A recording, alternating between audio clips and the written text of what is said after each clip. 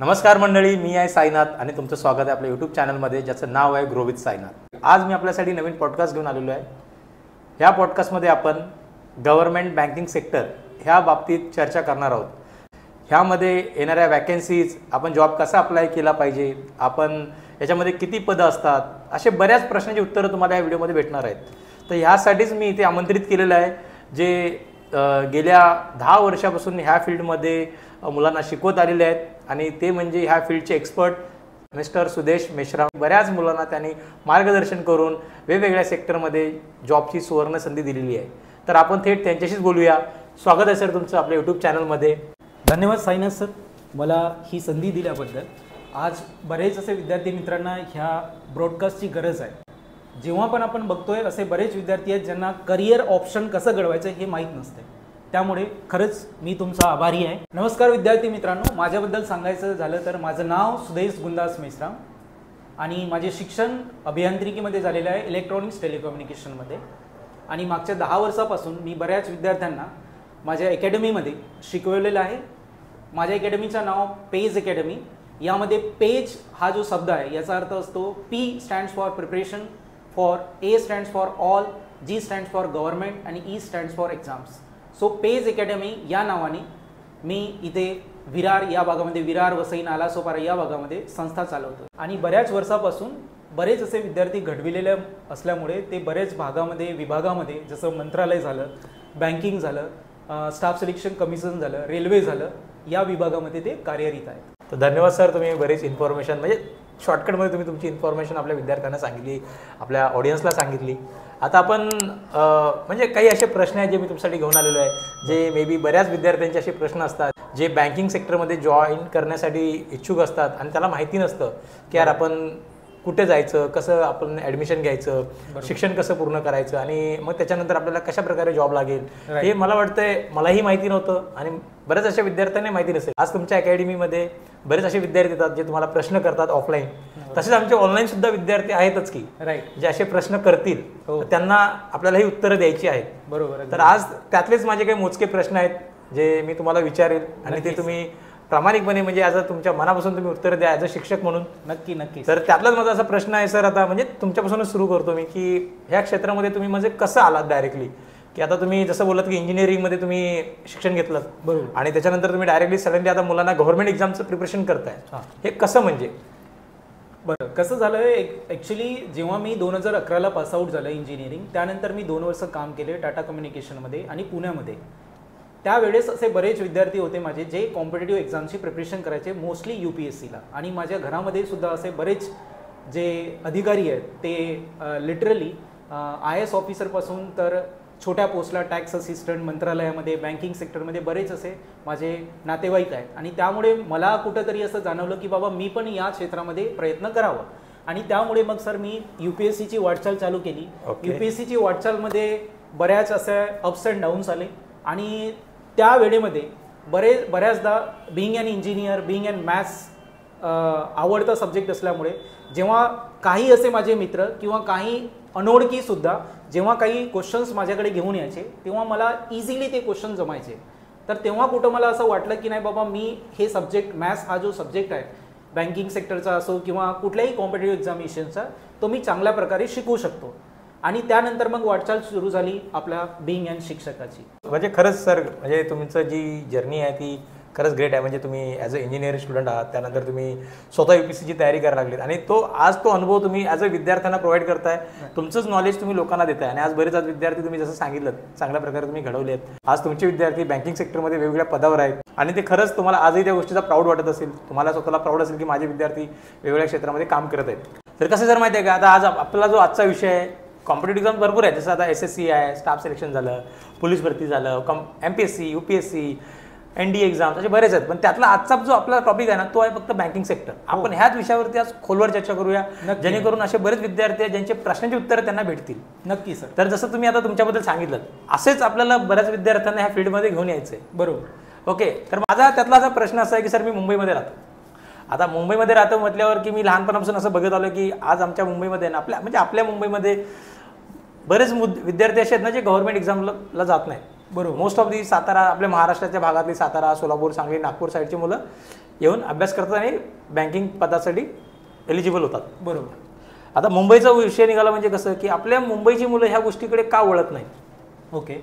त्याचं रिझन काय सर, कारण काय? मला असं कुठंतरी वाटतं की मुंबईची जे मुलं आहेत हे या सेक्टरमध्ये वळत नाही असं नाही आहे. Each and every student scenes की कॉमर्स हा एकमेव असा एक सेक्टर आहे जो आपल्या मुंबईमध्ये सगळ्यात जास्त स्टुडंट इलिजिबल असतात आणि त्यामुळे कुठे नाही कुठे बँकिंग सेक्टरमध्ये each and every student of commerce येतात.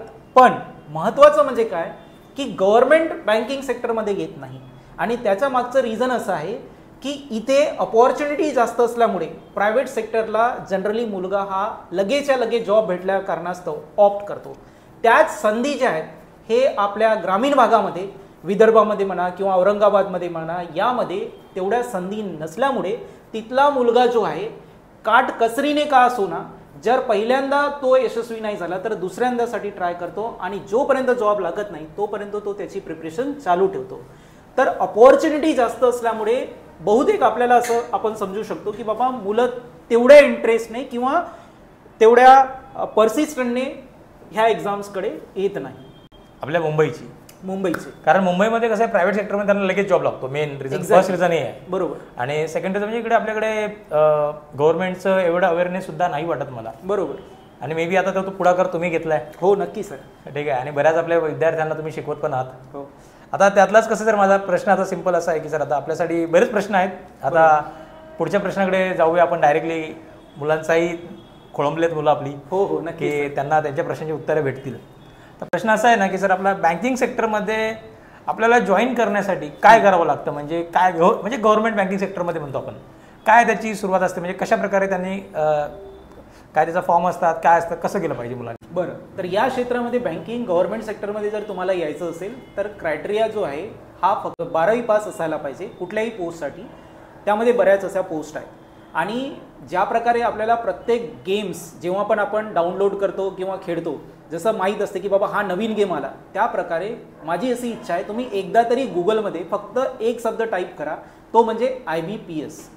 IBPS हा शब्द टाईप केल्यानंतर किती प्रकारच्या एक्झाम्स होतात आणि कुठून फॉर्म भरला जातो हे सगळ्या तुम्हाला गोष्टी माहिती होणार मित्रांनो. आता सर, याच्या आधारावर माझा दुसरा प्रश्न आहे आपल्यासाठी, म्हणजे रॅपिड फायर बोलूया आपण त्याला, कारण आपला सेशन आपल्याला लवकर म्हणजे मुलांना कमी वेळेमध्ये जास्त गोष्टी माहिती पडल्या पाहिजेत.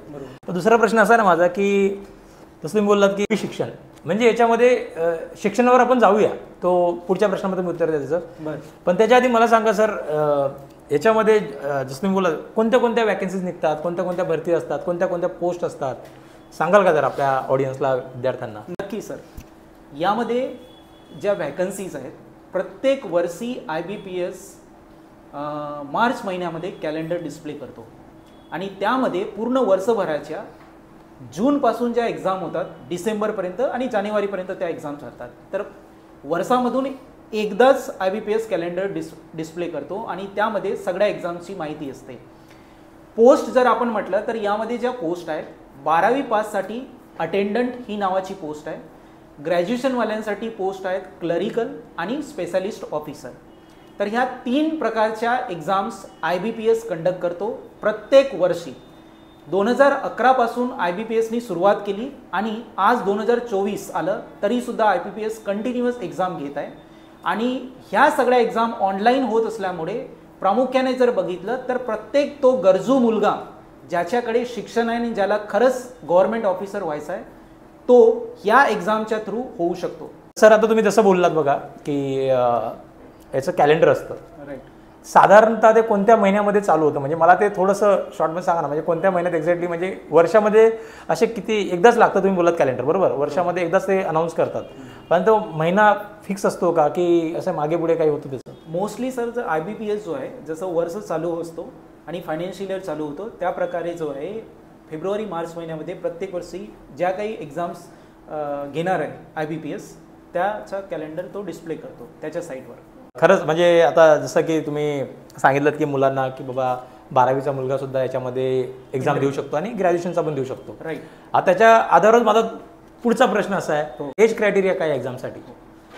यामध्ये विद्यार्थी मित्रांनो अटेंडंट नावाची जी पोस्ट आहे ज्याचा क्रायटेरिया 12वी पास आहे, याला वयोमर्यादाची अट अशी आहे की तो 18 वर्षाचा कंप्लीट व्हायला पाहिजे. ही पहिली वयोमर्यादा आहे. अटेंडंट या पोस्टसाठी तो ग्रॅज्युएट असायला नको, ही सगळ्यात महत्त्वाची अट आहे.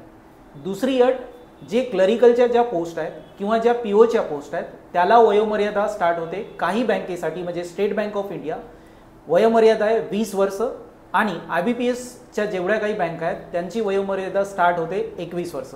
तर 20 पासून तर 30 वर्षापर्यंत आणि 21 वर्षापासून तर 30 वर्षापर्यंत जे आहेत हे क्लरिकलच्या पोस्ट तुम्ही क्लरिकल आणि IBPS PO म्हणजे प्रोबॅशनरी ऑफिसर ह्या सगळ्या पोस्टला तुम्ही इलिजिबल असतात. जे कोणी मागासवर्गीय स्टुडंट असतील त्यांना OBC जर असेल, अदर बॅकवर्ड क्लासेस जर असतील तर त्यांना 3 वर्षाची सूट आहे.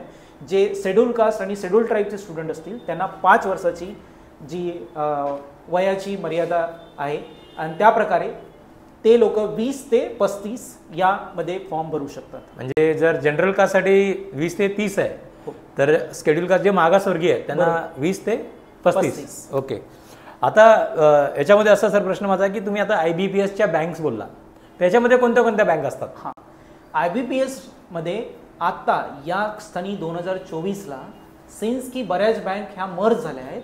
टोटल 11 बँक आहेत, ज्याला आपण पब्लिक सेक्टर बँक असे म्हणतो, ज्याला आपण नॅशनलाइज बँक असे म्हणतो, ज्यामध्ये बँक ऑफ बडोदा आली, त्याच्यानंतर इंडियन ओव्हरसीज बँक आली, सेंट्रल बँक ऑफ इंडिया आली. अशा प्रकारच्या टोटल 11 बँका आहेत.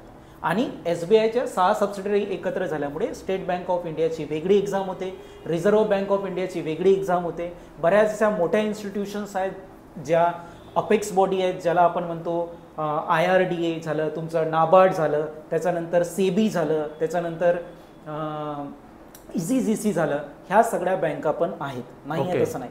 तर वर्षभरामध्ये विद्यार्थी मित्रांनो, जर तुम्हाला खरंच बँकर व्हायचं असेल तर तुम्हाला ॲटलिस्ट 10 ते 12 एक्झाम भेटणार, आणि 10 ते 12 एक्झाममध्ये कुठं पण एक एक्झाम पण तुमची जर हुकली तर दुसऱ्या एक्झाम, दुसरी हुकली तर तिसरी एक्झाम, तिसरी हुकली तर चौथ्या एक्झाम, म्हणजे तुम्हाला यश नक्की भेटेल. जशी तुम्ही वयोमर्यादा सांगितली, जसं मागासवर्गीय कास्ट सुद्धा असतील किंवा त्याच्यामध्ये जनरल कास्ट सुद्धा असतील. बरोबर. आता आणि परत तुम्ही IBPS बँकच्या लिस्ट पण सांगितल्या की कोणत्या कोणत्या IBPSच्या बँक आहेत. आता याच्यामध्ये कसं सर माहिती आहे का, मला असं वर्षभरामध्ये आपल्या टोटल किती वॅकन्सीज निघतात, म्हणजे काउंट काय असतो त्याचा टोटल, की हे पूर्ण सेंट्रलच्या हिशोबाने असतात की आपल्या स्टेट लेवलच्या असतात? स्टेट लेवलमध्ये किती काउंट असेल आणि सेंट्रलमध्ये किती काउंट असेल, ते थोडंसं डिफरिशिएट कराल का तुम्ही? हो, नक्की सर. बघा, कसं IBPS जो एक्झाम कंडक्ट करतो, आता 2011ला पॅटर्न वेगळा होता, 2016 पासून, 2018 पासून आणि 2021 नंतर चेंज झालेला आहे. त्यामध्ये कसं आहे की ज्या क्लरिकलच्या पोस्ट आहेत ह्या स्टेट लेवलच्या पोस्ट असतात, आणि जे ऑफिसरच्या ज्या पोस्ट आहेत त्या ऑल ओव्हर इंडिया लेवलला असतात. ओके. आणि त्यामुळे क्लरिकलची जी काही तुम्ही ज्या पर्टिक्युलर स्टेटमधले असाल तिथली लोकल लँग्वेज तुम्हाला यायला पाहिजे, ही महत्त्वाची अट आहे. ओके. त्यामुळे सपोज आता आपण महाराष्ट्रात बसलो आहे आणि जर मी UPचा असेल तर मला लोकल लँग्वेज मराठी यायला पाहिजे. बरोबर. त्या प्रकारे क्लरिकलच्या आणि POच्या मिळून एकंदरीत जर तुम्ही जागा बघितला तर असं मोठं जर आजच्या कंडिशनमध्ये थोड्या वॅकन्सी कमी झाल्या आहेत, नो डाऊट ॲट ऑल, पण एक 2011 पासून जेव्हा होत्या तर लाख भरायच्या वॅकन्सी यायच्या. आता जसं IBPS PO IBPS क्लर्कच्या ज्या वॅकन्सी आहेत 10,000 आणि 8,000, आणि येणारी पुढची नवीन वॅकन्सी SBI क्लर्क असोसिएट 8,000, जो की आकडा दिलेला आहे न्यूजपेपरमध्ये 50,000. तर मिनिमम 8,000च्या जागा तुम्हाला यावर्षी तुम्हाला एक्सपेक्टेड आहेत विद्यार्थी मित्रांनो. ओके. आता याच्यामध्ये सर तुम्ही जसं सांगितलं की 8,000 जागा असतील, हे 8,000 जागा आहेत, बरोबर, म्हणजे 8,000 लोकांना जॉब लागणार आहेत. बरोबर. हे स्टेट लेवलचं बोलला की तुम्ही सेंट्रल गव्हर्नमेंटचं बोलला? हे ऑल ओव्हर इंडियाला, ऑल ओव्हर इंडियाचा 8,000 जागा, पण पर्टिक्युलर स्टेटला फिक्स काही जागा असणार. म्हणजे महाराष्ट्र स्टेटला सपोज 7 सीट जागा आहेत, 7 सीट, 700 सीट. ओके. तसेच प्रत्येक स्टेटला डिफरंट जागा असणार. म्हणजे 8,000 हे सीट डिफरन्शिएट होतात वेगवेगळ्या स्टेटसाठी. एक्झॅक्टली. ओके. आता याच्यामध्ये कसं आहे सर माहिती आहे का, जसं तुम्ही बोललात की बाबा सगळ्या स्टेटसाठी डिफरंट आहेत, तर याच्यामध्ये जे मुलं असतात, म्हणजे जे आता आपण बोललो ना कास्ट, तर याच्यामध्ये मागासवर्गीय जातीसाठी पण काही कोटा असतो का या 700 शीटमध्ये? हो, नक्की. जो आपल्याला कॉन्स्टिट्यूशननी दिलेला आहे मागासवर्गीयांचा जो काही कोटा असेल, पर्टिक्युलर 13% काही ज्या सीट्स रिझर्व करायच्या असतील, तर सपोज 700 मधून काही ज्या जागा आहेत, सपोज असं आवश्यक नाही की 13 7 91 म्हणजे 91च जागा असणार, असं नाही आहे. तर 100 जागा असू शकतात, 120 जागा असू शकतात, 200 जागा असू शकतात पर्टिक्युलर कॅटेगरीच्या स्टुडंटला. ते बायफर्केट केलेले असतात. जनरल कॅटेगरीच्या स्टुडंटला एवढ्या जागा, त्यानंतर ओबीसीला एवढा, त्यानंतर शेड्यूल कास्टला एवढा, शेड्यूल ट्राईबला एवढा, त्यानंतर फिजिकल हँडिकॅपला एवढा, त्यानंतर एक्स सर्व्हिसमॅनला एवढ्या जागा. अशा प्रकारे बायफर्केशन आपल्याला नोटिफिकेशनमध्ये दिलेलं असतं. नक्कीच सर, की खरंच म्हणजे बरेच असे प्रश्न आहेत म्हणजे तुम्ही खूप चांगल्या प्रकारे देताय आम्हाला आणि त्याचं उत्तरही मला ऐकायला खूप आवडतं आहे. आता माझं तर वय आता 34 आता मी तर करू शकत नाही ना. नाही, तुमच्यासाठी पण आहे, असं नाही आहे की मी मला बोललो की बाबा 35 एज क्रायटेरिया आहे. पण सपोज एखादा असा स्टुडंट असेल ज्यांनी या सेक्टरमध्ये 5-10 वर्ष प्रायव्हेट सेक्टरमध्ये जॉब केलेले असेल बँकिंगमध्ये, आणि त्याची वय जर 35 क्रॉस झाली असेल तर स्केल 2 ऑफिसर, स्केल 3 ऑफिसरसाठी तो इलिजिबल असतो. जसं जर तुम्ही आता थोड्या वेळ अगोदर वयमर्यादा सांगितली, कास्टबद्दल तुम्ही प्रॉपर माहिती दिली, वेकन्सी किती निघतात तेही तुम्ही सांगितलं. बरोबर. आता हे सगळं मला माहिती आहे ॲज अ विद्यार्थी म्हणून. राईट. पण आता महत्त्वाचं म्हणजे काय की मी याचं प्रिपरेशन कसं करणार. राईट. म्हणजे यासाठी काही कॉलेजेस वगैरे आहेत का, की काही अकॅडमीज आहेत ज्या शिक्षण देतात. हां, तर त्याबद्दल काय सांगाल. बरं, विद्यार्थी मित्रांनो, जर आपल्याला या पर्टिक्युलर सेक्टरमध्ये यायचं असेल आणि आपल्याला यश संपादन करायचं असेल तर तुम्ही घरूनही सुरुवात करू शकता. जसं आता आपल्याकडे मार्गदर्शक सरांनी तुम्हाला अवेअर केलं आहे, माझ्यामार्फत म्हणा किंवा बरेच असे अधिकारी येणार याच्यानंतर सुद्धा, जे सायना सर ही जी वाटचाल आहे पुढे घेऊन जाणार आहे, ज्यामध्ये तुम्हाला मार्गदर्शन केलं जाईल. तर यामध्ये जर तुम्हाला घरून सुरुवात कशी करायची, तर आपल्याला माहीत आहे की यूट्यूबमध्ये जस्ट आपल्याला काय करायचं आहे, सर्च करायचं आहे. मग पर्टिक्युलर बँकिंग सेक्टरमध्ये कुठली अशी वॅकन्सी आली असेल किंवा अभ्यास कसा करायचा तर सगळं दिलेलं आहे. तरीसुद्धा जर एखाद्याला क्लासेस लावायचे असेल तर माझ्यासारखा जो माणूस आहे तो इथे क्लासेस चालवतोय, बँकिंग सेक्टरच्या ऑफलाईन क्लासेस मी घेतोय. तर त्यामार्फत तुम्ही एक मोटिवेट राहता, 6 महिने 7 महिने याचा अभ्यास करू शकता. दुसरं जर बघितलं तर बरेच सारे असे चॅनल आहेत की ज्यामध्ये तुम्हाला मार्गदर्शन केलं जातं, व्यवस्थितरित्या सगळ्या गोष्टी शिकवल्या जातात. जसं तुम्ही सांगितलं की चला अकॅडमीज आहेत, मुलं ऑनलाईन सुद्धा शिकू शकतात. म्हणजे खूप चांगल्या प्रकारे तुम्ही सांगताय की मुलांनी घरून सुरुवात करा. कारण आजच्या डेटमध्ये सर कसं आहे, काही वर्ष अगोदर ऑफलाईन होतं सर्व काही, बरोबर, आणि त्यावेळेला ऑनलाईन शिक्षण म्हणजे नाहीच होतं. Right right. आपल्याला कोरोनापासून कळालं, कोविड पासून, की आता ऑनलाईन सुद्धा आपण शिकू शकतो. राईट. आणि खरंच म्हणजे मुलं जर बघत असतील तर त्यांनी खरंच ज्यांनी सुरुवात नाही केली आहे, जे आजही ह्या वयामध्ये फिट होत आहेत, त्यांनी सुरुवात करा आणि आजपासूनच सुरुवात करा, उद्याची वाट बघू नका. सर आता आपण पुढच्या प्रश्नाकडे जाऊया. हो, नक्की. पुढचा प्रश्न असा आहे माझा की ह्याच्यामध्ये जे एक्झाम्स असतात, म्हणजे आता जे काय वॅकन्सीज असतील तर त्या एक्झामचे पेपर पॅटर्न काय असतात आणि किती मार्काचे पेपर्स असतात, वेगवेगळ्या पोस्टचे, कसं सांगाल त्याबद्दल. हो, नक्कीच. विद्यार्थी मित्रांनो, बँकिंग एक्झामच्या जेवढ्या काही मी आतापर्यंत एक्झाम्स सांगितले आहेत किंवा ज्या काही बँकेचे नाव घेतले आहे, या सगळ्यांसाठी मोस्टली 80% जो एक्झामचा पॅटर्न आहे तो सेम आहे आणि सेम सब्जेक्ट आहे. अगोदर आपण जाऊया की एक्झामचा पॅटर्न कसा आहे. तर यामध्ये ज्या काही पोस्ट मी सांगितल्या आहे त्यामध्ये अटेंडंट नावाची पोस्टसाठी फक्त एक एक्झाम, आणि ती पण फक्त 100 मार्काची, जे आपण 10व्या वर्गापर्यंत गणित शिकलोय, 10व्या वर्गापर्यंत इंग्रजी शिकलोय आणि 10व्या वर्गापर्यंतचा आणि आता पुढचा जो काही आपल्याला जनरल नॉलेज आपल्याला माहिती आहे त्याच्या आधारावर. आणि चौथा असा एक सब्जेक्ट आहे जो तुमच्यासाठी अनोळखी असेल, पण बरेच आपले विद्यार्थी मित्र आहेत ज्यांनी स्कॉलरशिपचे एक्झाम दिले असतील किंवा नवोदय विद्यालयाचे एक्झाम दिले असतील, त्यांना हा सब्जेक्ट माहिती आहे. आणि सगळ्यात सोपा सब्जेक्ट म्हणजे रिझनिंग, ज्यामध्ये आपण त्याला म्हणतो जनरल IQ. हे 4च असे सब्जेक्ट असणार आणि 100 मार्काचा प्रत्येकी 25-25 क्वेश्चन, ज्यामध्ये निगेटिव्ह मार्किंग आहे 0.25 मार्क तुमचे डिडक्ट होणार. मोठा जर तुम्हाला समजायचं असेल तर तुम्ही असं समजू शकता की जर तुमचे 4 प्रश्न सॉल्व्ह केलेत तुम्ही आणि 4 मधून जर तुमचा एक प्रश्न जर चुकला तर तुम्हाला मार्क भेटायला पाहिजे किती, 3. पण 3 न मार्क भेटता 0.25 डिडक्ट होणार आणि मार्क भेटणार 2.75.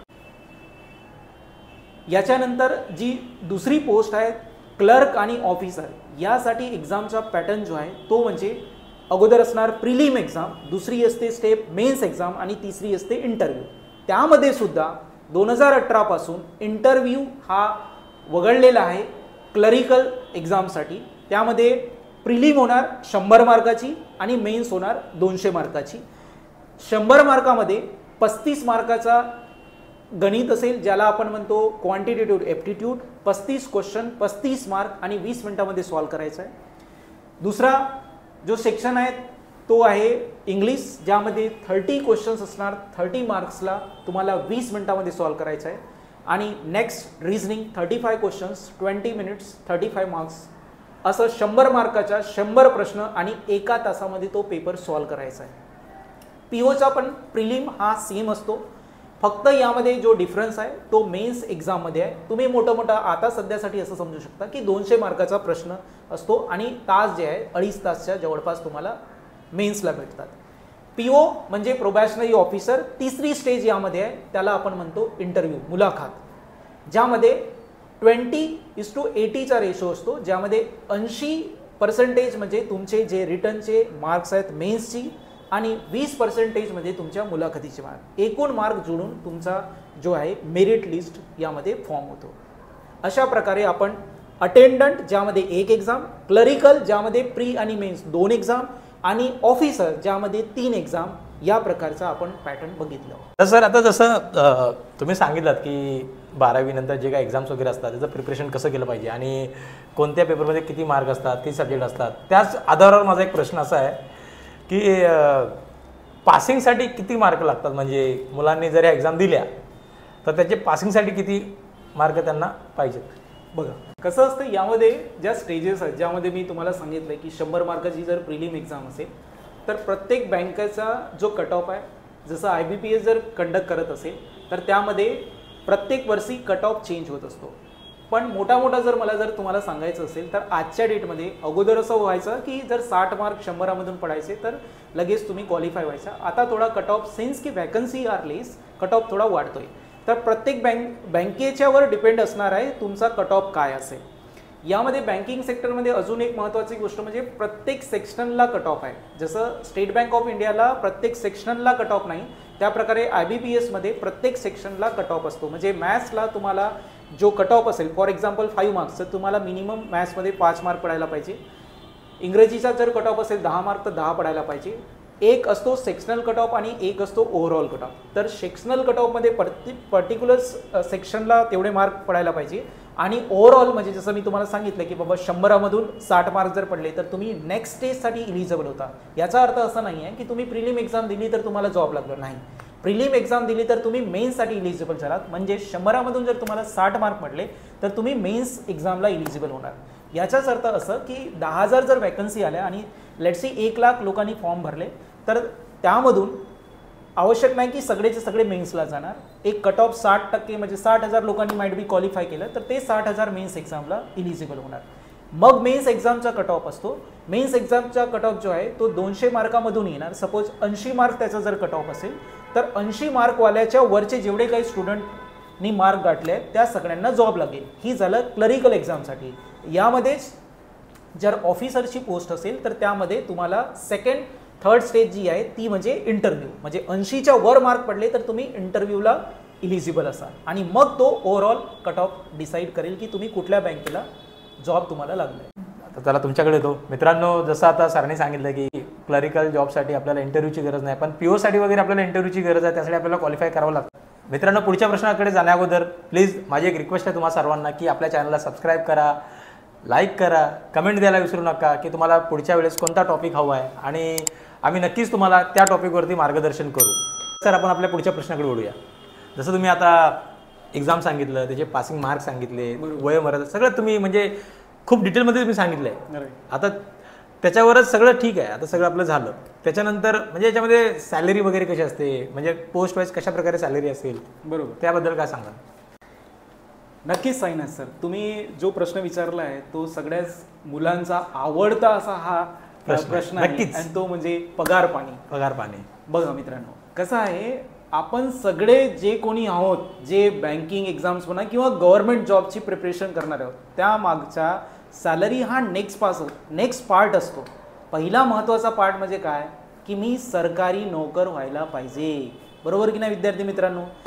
तर पगार जर तुम्ही बघितलात तर ज्या प्रकारे मी सांगितलं की 12वी पास अटेंडंटला आत्ता यावर्षी नाबार्ड आणि RBIनी जी वॅकन्सी भरली आहे त्यामध्ये स्टार्टिंग सॅलरी ही 30,000ची आहे. विचार करा, जर 30,000 12वी पासवाला जर स्टुडंट व्यवस्थितरित्या जर यशस्वीरित्या जर गाठलं यश, तर तो कुठपर्यंत पोहोचवेल. आणि या बँकिंग सेक्टरमध्ये सगळ्यात फास्ट ग्रोथ आहे. तर 30,000 सॅलरी अटेंडंटसाठी. क्लरिकलला 11th अप्रेझलच्या नुसार आता जी सॅलरी आहे हे 37,000 आणि प्रोबॅशनरी ऑफिसरला जी सॅलरी आहे हे 55,000च्या वर. तर मोठा असं समजा की 30,000पासून कुठलाही गव्हर्नमेंट जॉब हा स्टार्ट होतो. मिनिमम 30,000पासून स्टार्टिंग आहे. आणि जर SBI PO असाल तर विचारायचंच नाही, तुम्हाला 1 लाख भरायची क्लास A सिटीला सॅलरी आहे. विद्यार्थी मित्रांनो, जिथून तुम्ही स्टार्ट करता विद्यार्थी मित्रांनो 21व्या वर्षी म्हणा 18व्या वर्षी तुम्हाला स्टार्टिंग सॅलरी 30,000 आहे. आणि तुमचं जो रिटायरमेंट आहे त्यामध्ये सॅलरी किती होऊ शकते तुम्ही अंदाज पण घेऊ शकणार नाही. आणि गव्हर्नमेंट जॉब हा फक्त सॅलरीवर डिपेंडंट नाही विद्यार्थी मित्रांनो. असे बरेच पर्क्स आहेत ज्यामध्ये न्यूजपेपरपासून तर पेट्रोलपासून तर HRA म्हणतो आपण, अशा बऱ्याच सुखसुविधा आहेत. एखादा शेतकऱ्याला जो लोन भेटतो त्या प्रकारचा तुम्ही जेव्हा बँकेमध्ये ॲज अ ऑफिसर व्हाल त्या इंटरेस्ट रेटला तुम्हाला लोन भेटणार विद्यार्थी मित्रांनो. ही सगळ्यात महत्त्वाची गोष्ट. आपल्या मुंबईमध्ये सर सगळ्यांचे घर नसतात, पण तुम्ही एकही असा मला बँकर दाखवा की ज्याचा घर नसेल, त्याला डेफिनेटली ती बँक जी इंटरेस्ट रेट देते ॲज कम्पेअर टू अदर हा खूप कमी असतो. ओके, सुविधा आहे. हा, सुविधाचा विचारच नाही करायचा, पण त्यासाठी मेहनत करायची आहे अगोदर सर. इझी नाही भेटणार ना. बरोबर. त्यासाठी प्रिपरेशन करावं लागेल. राईट. क्रायटेरिया फिल करावं लागेल. बरोबर. अभ्यास करावा लागेल.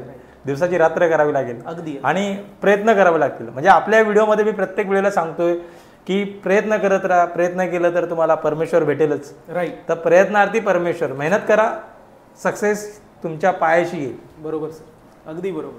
सर, हे बँक PO बद्दल तुम्ही मला सांगताय इंटरव्ह्यू, तर प्रत्येक सेक्टरमध्ये ते इंटरव्ह्यूची गरज नाही असं मी बोललो आता. म्हणजे क्लरिकलसाठी इंटरव्ह्यूची गरज नाही, अटेंडंटला क्लरिकलला इंटरव्ह्यूची गरज नाही, पण POसाठी इंटरव्ह्यूची गरज आहे. मग त्यासाठी कशी प्रिपरेशन करावी लागते, म्हणजे काय असतं म्हणजे नक्की? बघा विद्यार्थी मित्रांनो, मी जो आता एक शब्द घेतलेला आणि सरांनी सुद्धा त्याचं उच्चारण केलं आणि परत त्याच क्वेश्चनवर आपण आलो, तो महत्त्वाचा असा आहे. कारण की असा बराच गैरसमज आहे विद्यार्थी मित्रांनो की ज्या काही इंटरव्ह्यू असतात गव्हर्नमेंटच्या यामध्ये मुलं फेल होतात. तर हा सगळ्यात महत्त्वाचं मिथ आहे मित्रांनो. असं कुठलाही स्टुडंट नाही, 100मधून 1% पण मला स्टुडंट तुम्ही दाखवा जो इंटरव्ह्यूमध्ये फेल होत असेल. ॲक्च्युली मी जसं क्रायटेरिया सांगितलं 20% to 80%, ह्या 20%मध्ये जर 100ची तुमची इंटरव्ह्यूचे मार्क असतील, तर जर तुम्ही पर्टिक्युलर इंटरव्ह्यूला जर माझ्यासारखं असं प्रेझेंट राहिलं म्हणजे तुम्हाला 40 मार्क जवळपास भेटले म्हणजे तुम्ही पास आहात. मी बऱ्याच इंटरव्ह्यू फेस केल्यात, त्यामुळे मी माझा स्वतःचा एक्सपिरियन्स तुम्हाला सांगतोय. ॲक्च्युली 20 to 80%चा क्रायटेरिया असतो. जर तुम्ही मेन्स एक्झाम हे व्यवस्थित चांगल्या प्रकारे मार्क घेतलं तर तुम्हाला कोणीही थांबवू शकत नाही.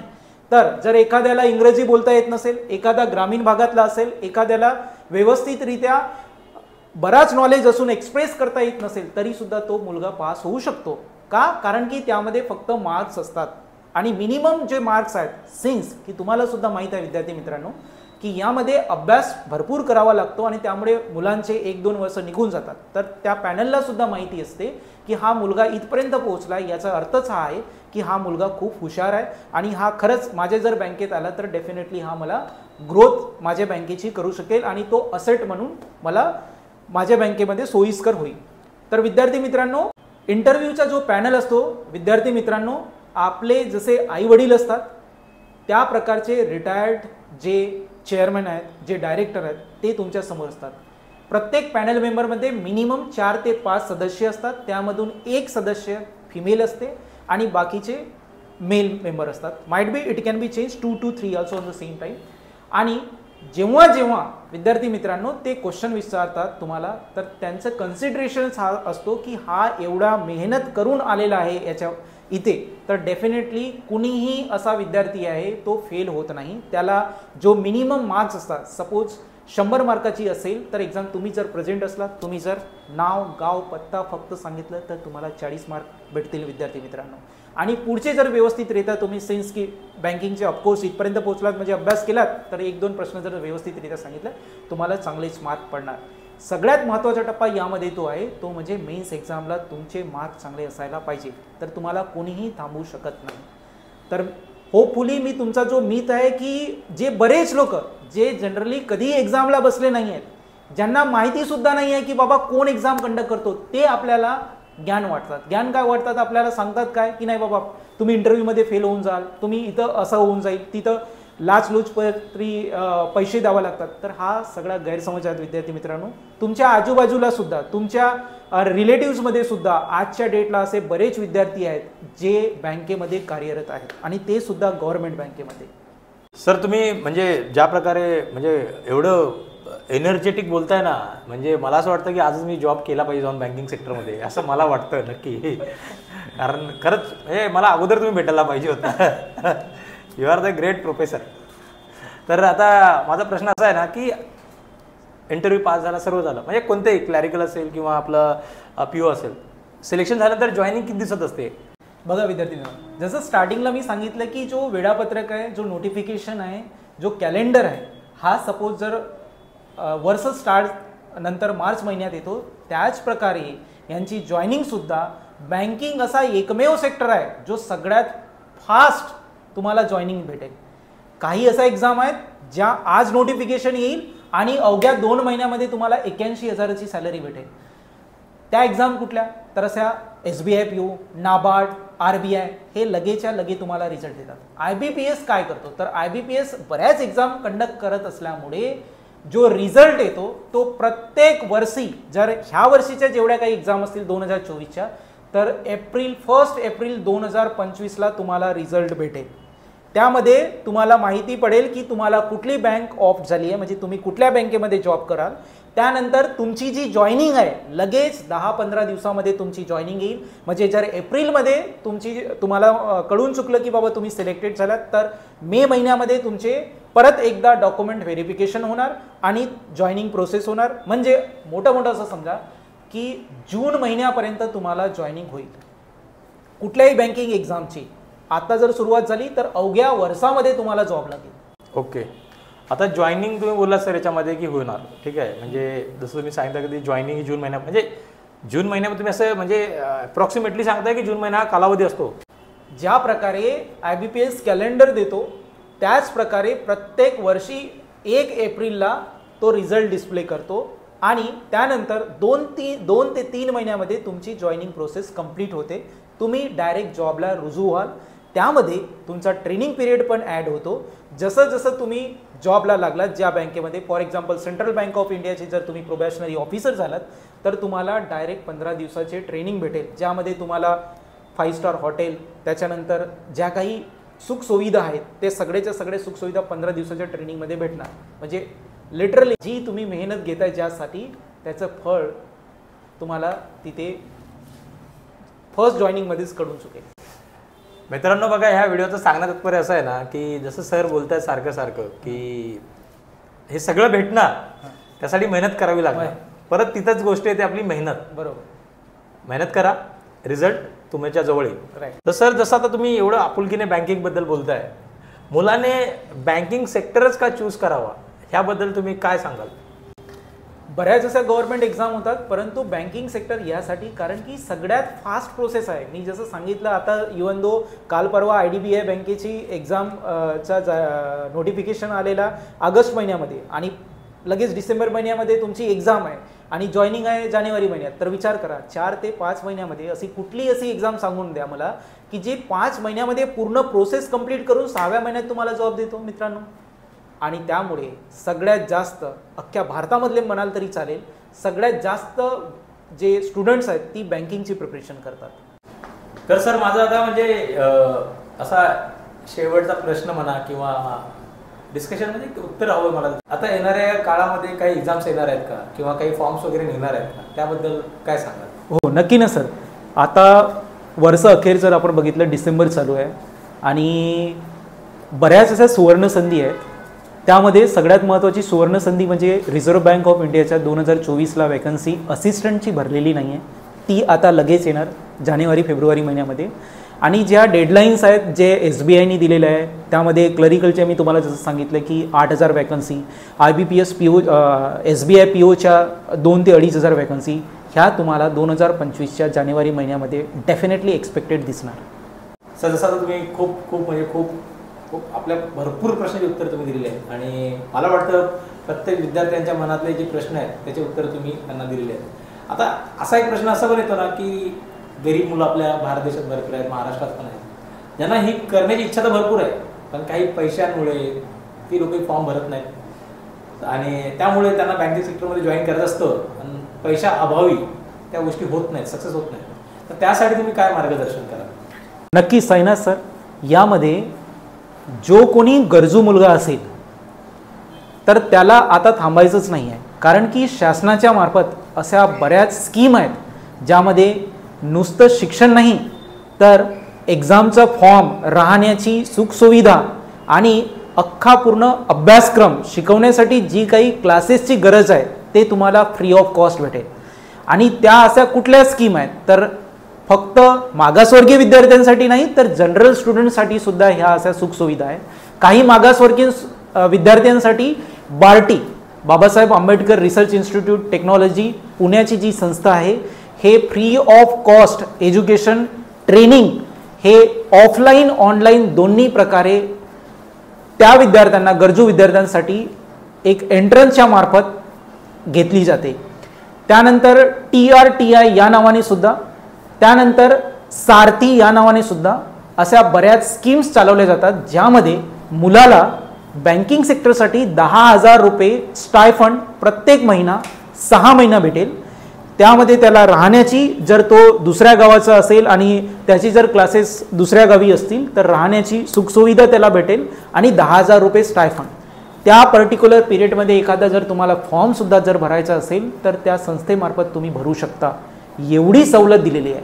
आणि साईनाथ सरांच्या थ्रू तुम्हाला विद्यार्थी मित्रांनो, फक्त तुमच्यासाठीच नाही तर अख्ख्या महाराष्ट्रामध्ये म्हणा किंवा तुमचा जो कोणी मित्र असेल त्यालासुद्धा, जर तो खरंच अभ्यास करायची त्याची जर इच्छा असेल आणि तो फक्त पैशामुळे जर हुकत असेल तर ही जी व्हिडिओ आहे साईनाथ सरांची तुम्ही सगळ्यांना फॉरवर्ड करा. आणि हे जे काही मी नाव सांगितले आहे हे सगळ्या ग्रामीण भागामध्ये सुद्धा चालू आहे. असं काही नाही आहे की फक्त मागासवर्गीयांसाठीच ही सुविधा आहे, तर सगळ्यांसाठी सुविधा आहे. मेरिटोरियस स्टुडंट एक एंट्रन्स एक्झाम घेतली जाईल. 500 विद्यार्थी जर फॉर्म भरतील तर डेफिनेटली सगळ्यांचं सिलेक्शन होईल, कारण की ही यासाठी तुम्हाला कुठल्याही प्रकारचा पैसे द्यायची गरज नाही, फक्त फॉर्म भरायचा आहे. परत सर माझा याच्यावरती एक प्रश्न आहे. तुम्ही जे फॉर्म बोललात की जे गरीब विद्यार्थी आहेत त्यांसाठी म्हणजे एवढ्या सुविधा आहेत, माहिती नाही आहे, जागरूक नाही आहेत. अगदी आपल्याला जागरूक करायचं आहे. अगदी. पण हे फॉर्म अवेलेबल कुठे होतील? याची कोणती साईट वगैरे आहे का? साईट म्हणजे आता सध्याच्या स्थितीमध्ये फक्त 2च वर्ड तुम्ही टाईप करा. पहिला वर्ड म्हणजे बार्टी, BARTI, आणि दुसरा वर्ड म्हणजे TRTI, आणि तिसरा वर्ड म्हणजे सारथी. ह्या 3 स्कीम्स सध्याच्या स्टेजमध्ये मागच्या 2 ते 3 वर्षापासून कंटिन्युअस चालू आहेत आणि हजारो विद्यार्थ्यांना यांचा लाभ झालेला आहे. सर खरंच तुम्ही खूप आपुलकीने माझ्या प्रत्येक प्रश्नाची उत्तरे दिली आहे जी प्रत्येक मुलांच्या मनातली होती आणि त्याचं खरंच त्यांना लाभ सुद्धा होणार आहे त्या प्रश्नांच्या उत्तरांचा. तर आता जाता एवढंच मी तुम्हाला सांगू इच्छितो की तुमच्या अकॅडमीबद्दल जो तुम्ही उल्लेख केला होता स्टार्टिंगला की तुमची पेज अकॅडमी आहे विरारमध्ये, त्याबद्दल तुम्ही काय सांगाल आपल्या प्रेक्षकांना? बरं विद्यार्थी मित्रांनो, सरांनी जसं सांगितलं, मी पेज अकॅडमी नावाने इथे विरार, वसई, नालासोपारा या भागामध्ये क्लासेस ऑनलाईन ऑफलाईन दोन्ही प्रकारे सगळ्या प्रकारचा गायडन्स देतोय. फक्त बँकिंगच नाही तर जर तुम्हाला एक मोठा अधिकारी UPSC IAS ऑफिसर व्हायचं असेल किंवा MPSC, बँकिंग, SSC, रेल्वे या एक्झामची प्रिपरेशन करायची असेल किंवा स्टेटच्या ज्या काही एक्झाम्स आहेत ज्यामध्ये तलाठी आलं, ग्रामसेवक आलं, पोस्ट ऑफिसचा क्लर्क आलं आणि मंत्रालयामध्ये लिपिक क्लर्क आलं, पोलीस भरती आलं, या सगळ्यांची एक्झामचा मार्गदर्शन मी करतोय. मी इथे विरारला स्टेशनच्या अगदी बाजूला आहे. तर असं नाही आहे की तुम्ही जर एखाद्या इन्क्वायरीला आलात तर तुम्हाला पैसे घेतले जाईल, असं काही नाही. व्यवस्थितरित्या तुम्हाला मार्गदर्शन दिलं जाईल. तर मंडळी, जसं सरांनी त्यांच्याबद्दल सांगितलंय, त्यांच्या अकॅडमीबद्दल सांगितलंय, पेज अकॅडमी नावाने त्यांचं इन्स्टिट्यूट आहे विरारमध्ये स्टेशनच्या बाजूला. मी ॲड्रेस आपल्याला डिस्क्रिप्शनमध्ये नक्कीच देईल. तुम्ही त्यांच्या इन्स्टिट्यूटला भेट देऊ शकता. ते तुम्हाला खूप चांगल्या प्रकारे ऑफलाईन सुद्धा मार्गदर्शन करतील. आणि जर तुम्हाला ऑनलाईन मार्गदर्शन हवं असेल तर त्यासाठी मी कॉन्टॅक्ट नंबर पण त्यांचा मेन्शन करेल डिस्क्रिप्शनमध्ये. तर तुम्ही नक्कीच त्यांना कॉल करा आणि त्यांची टीम तुम्हाला नक्कीच ह्या बाबतीमध्ये खूप चांगल्या प्रकारे मार्गदर्शन करेल. तर सर तुम्ही खूप वेळात वेळ काढून आम्हाला आपला हा एकदम मौल्यवान वेळ दिला, त्याबद्दल खरंच आम्ही तुमचे खूप आभारी आहोत. त्याबद्दल खरंच तुमचं खूप खूप धन्यवाद. नाही साईनाथ सर, तुम्ही मला वेळ दिलं त्याबद्दल तुमचं धन्यवाद. महत्त्वाचं म्हणजे आपल्या गरजू विद्यार्थ्यांपर्यंत हा जर व्हिडिओ पोहोचेल तर आम्ही त्यांचे ऋणी असणार आहोत की कुठे नाही कुठे आमचा हा जो काही वेळ आहे, जो महत्त्वाचा वेळ त्यांच्या कामासाठी लागलेला आहे. So first of all I would like to applause each and every candidate whosoever watching this broadcast. First of all, give the thumbs up for Sainath sir. Click the button subscribe for another video. Hit the bell icon. विद्यार्थी मित्रांनो, नमस्कार मंडळी, तुमची रजा घेतो. जय हिंद, जय Maharashtra. thank you so much guys.